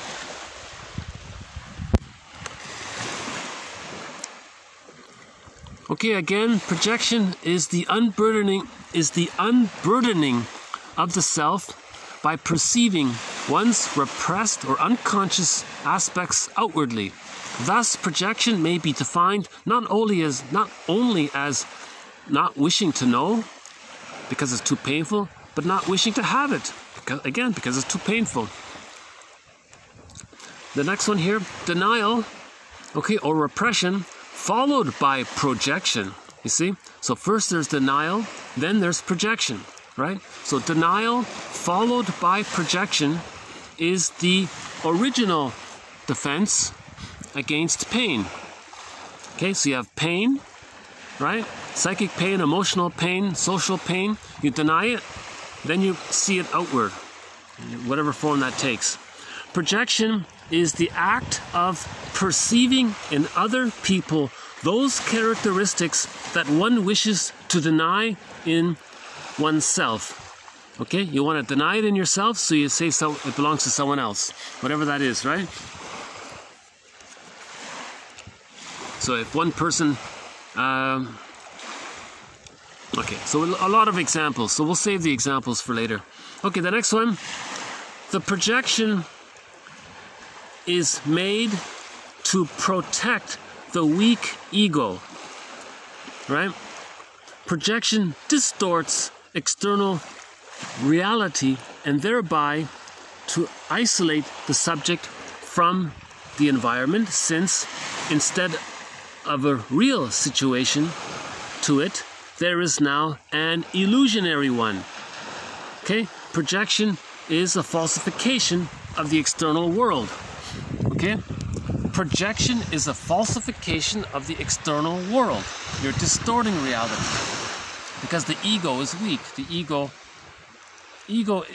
is the part of the mind that allows us to observe ourselves, to get it. It allows us to feel what we're feeling. Now, if the ego is damaged, now again, trauma damages the ego. Or we can say that our ego becomes submerged, and most of our ego becomes the unconscious ego.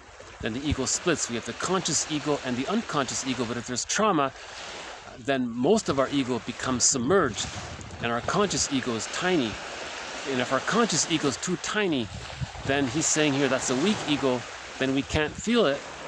And when the ego is weak, we see it outwardly. You see, so we want to strengthen the ego. So these quotes strengthen our ego.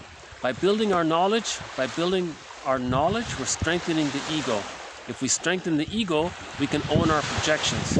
If we own our projections, that's emotional acceptance. We're integrating. That's emotional freedom. We're healing. When we own our projections, we're healing.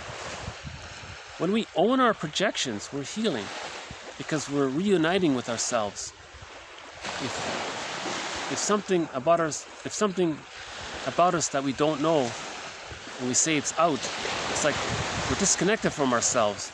We feel alienated, estranged from ourselves. We're like sleepwalking through life. We're cut off from ourselves. If our feelings, you see, so you want to re-own, reintegrate, re-amalgamate, right, and so on. So owning our projections is a very good exercise. Right? Now, most self-help books have an exercise in there on how to own your projections. Right? Almost every author includes a chapter on how do you own your projections. There are a lot of exercises about it. Generally speaking, if you have very intense feelings about something, you might be projecting. If you're saying something in the reverse, you might be projecting. Okay? So,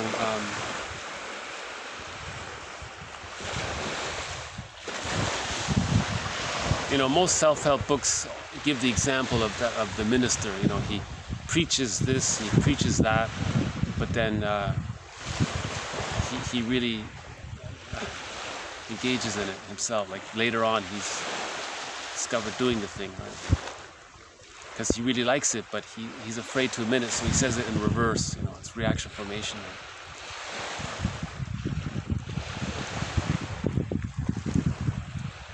A lot of the time when people are saying things about other people, they're talking about themselves, or what the mother thought of them, or what someone said to them and it bothered them, so now they're saying it.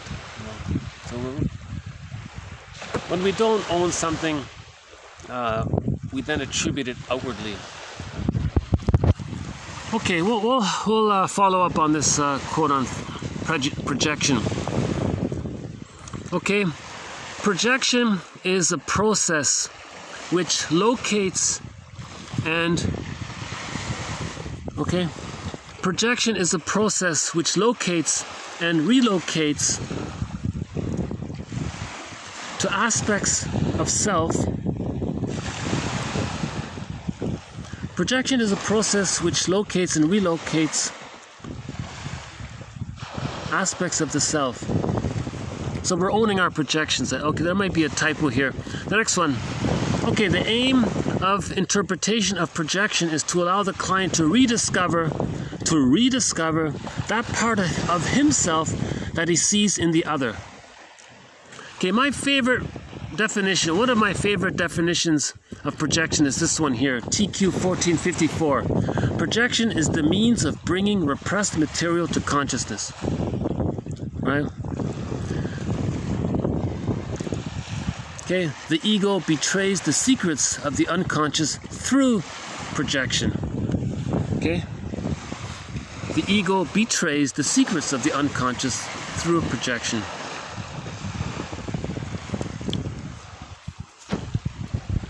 Okay, so these add to our growing collection of quotes on projection. Right? Okay, we'll do one more here. This next one here is a major theme topic in this collection. It's called the defense mechanism of splitting. Now, I've covered it quite thoroughly in previous videos, so I'll just read the quote and maybe leave it. So here it is, the defense mechanism of splitting. The splitting that occurs as a result of incorporation of ambivalent images of the mother leads to relationships that exaggerate characteristics of others so as to confirm the split images of the mother that have been internalized. Okay, so mother is either a goddess or a demon, right? In the child's unconscious. The tendency towards splitting as a defense, okay? So that's the baby's primal, original, one of his earliest defense. The baby feels immense anxiety. He says, oh my God, something's good, something's all bad. So whenever we feel a lot of stress, we say, this good, this bad. Oh, we feel better. So splitting is a quick it's the baby's way of dealing with when the mother's loving, great. When the mother's frightening, the baby thinks, oh, there's a bad mother and there's a good mother. And the bad mother's not his mother. He only has a good mother. When the mother's bad, that's not his mother. That's somebody else. So in his unconscious, there's goddess and demon. That's splitting. Now this gets healed by the age of 3. Okay? So this is a key concept here. We have to heal the splits. Okay?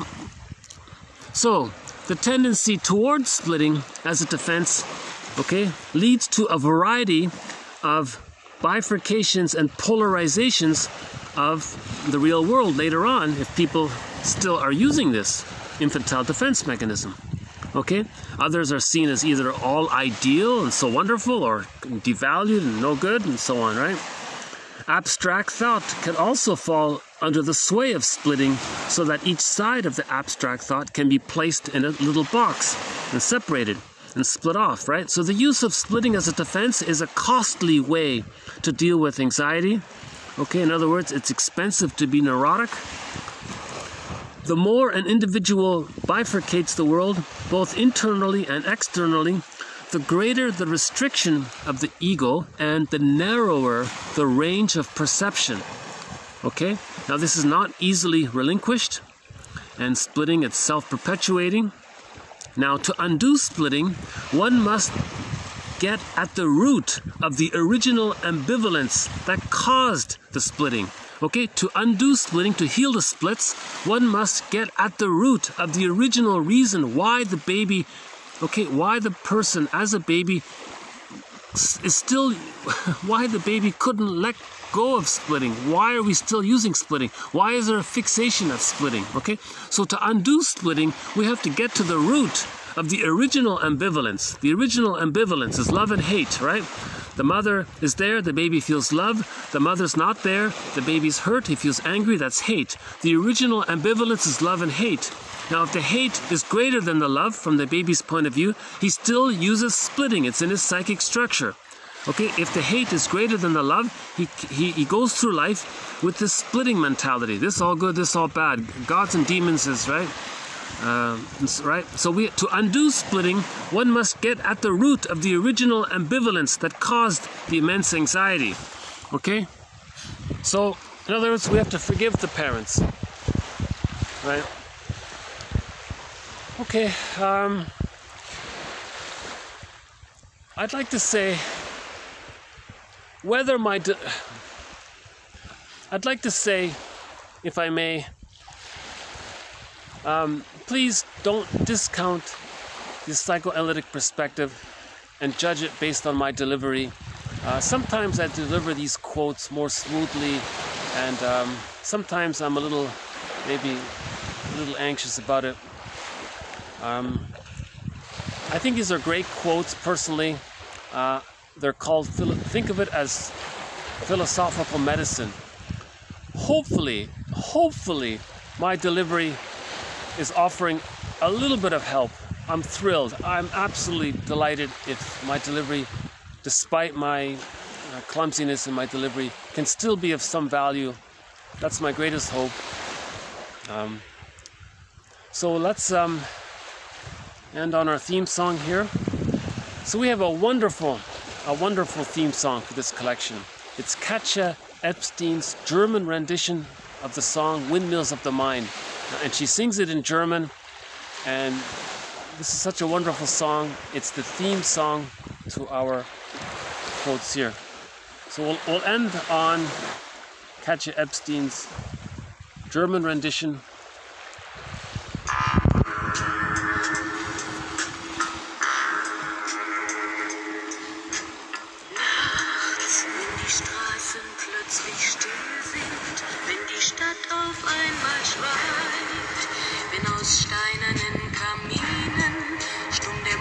Zum Himmel steigt, wenn es hier in meinem Zimmer leer und einsam wird mich, suche ich in den dunklen Schatten die Erinnerung an dich, und ich fühle, wie ein Augenblick zur Ewigkeit gerinnt, wenn das Spinnrad meiner Träume links zerrissene Fäden spinnt und sich leis zu drehen beginnt, wie sich Mühlen drinnen drehen.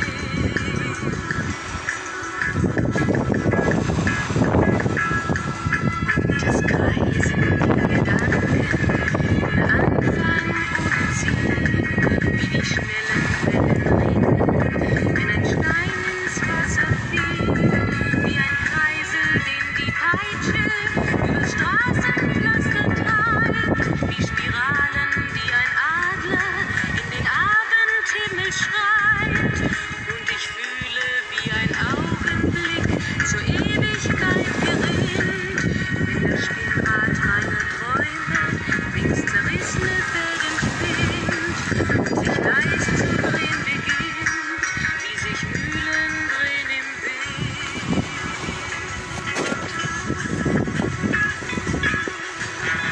Tausend Fragen ohne Antwort, tausend Fragen ohne Sinn. Warum flog für uns der Sommer wie ein Pfeil so schnell dahin? Hat der Herbstwind gar die Spuren unserer Liebe schon verweht? Wenn erst weiße Flocken fallen, ist es dann für uns zu spät.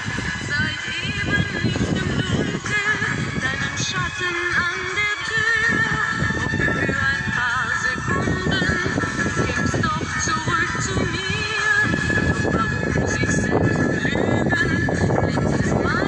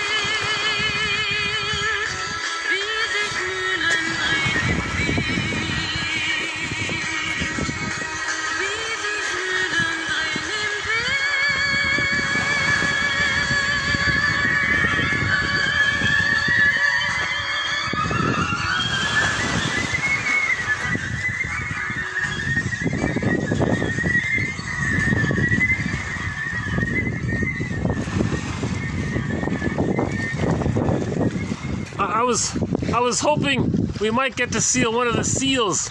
Once in a while, a seal will sit on the beach. So no luck this time. Maybe next time we'll get a glimpse of the seal. Thanks very much.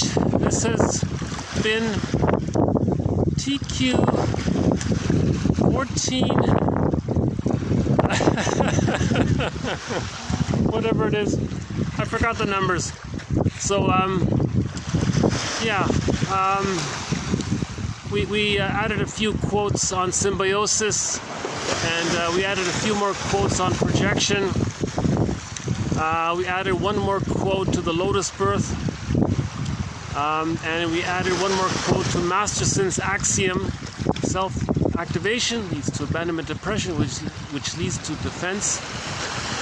And we'll add more quotes,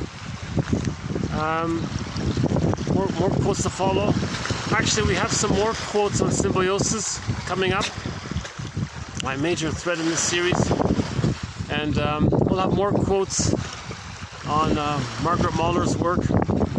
Now, the mentors in this series are Margaret Muller, James Masterson, okay, Edmund Bergler, Melanie Klein, William Fairbairn, and Karen Horney. Now, Robert Bly sort of makes a guest appearance once in a while. Robert Bly is the one that says, forgive psychology for its jargon, just forgive it. I heard him on a tape, you know, he had a large auditorium, you know, he had an audience there, and I think maybe he saw that somebody in the audience was maybe annoyed with the jargon, and he shouted, "Oh, just forgive!" So I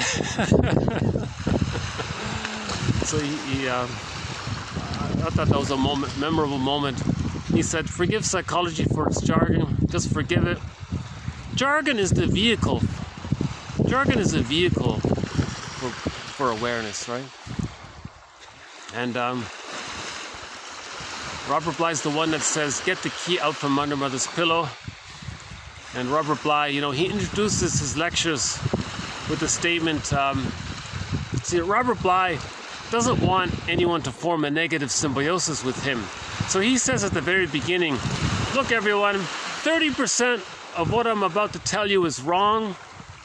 It's up to you to figure out which 30%, right? So,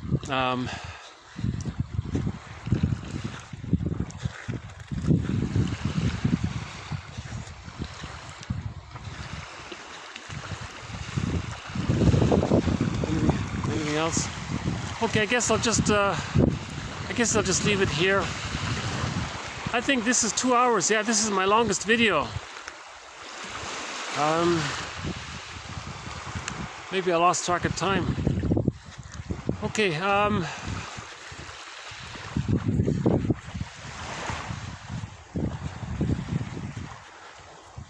oh, there's the seal. Hold on. Oh no, he just ducked under.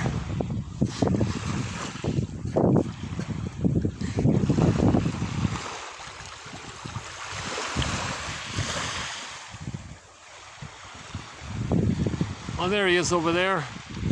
I don't know if you can see him. No, he just ducked under again.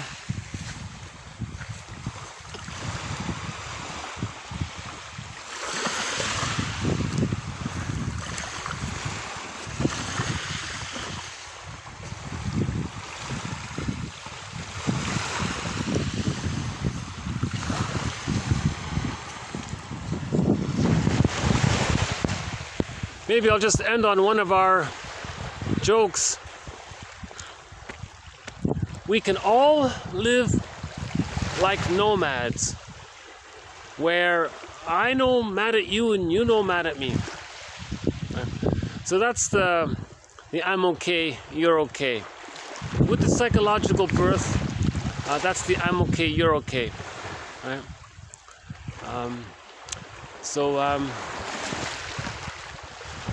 To be continued. Thanks again. Bye for now.